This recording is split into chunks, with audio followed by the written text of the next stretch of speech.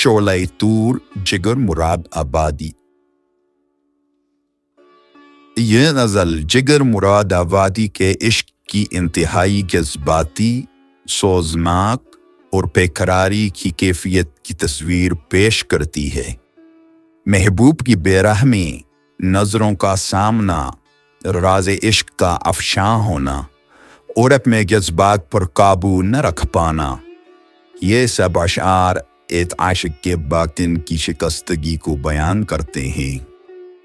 شاعر بار بار اپنے چہرے، دل، رنگت اور حالت کی تبدیلی کا ذکر کرتا ہے، جیسے عشق میں اس کی مکمل شناخت بدل دی ہو.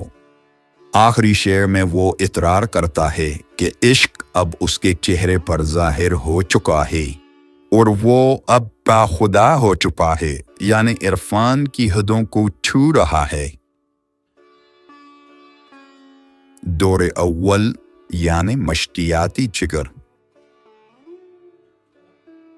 ستم کا عدو مستحق ہو گیا، میرا بن سراپا تلک ہو گیا.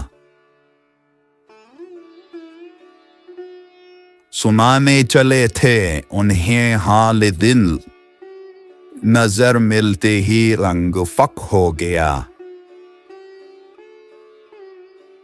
جو کچھ بچ رہا تھا میرا خون دل، وہی آسماں پر شفق ہو گیا. چھپائے ہوئے تھے تیرا راز عشق، مگر اب تو سینہ بشک ہو گیا. میری موت سن کر کیا اس میں ضبط، مگر رنگ چہرے کا فک ہو گیا.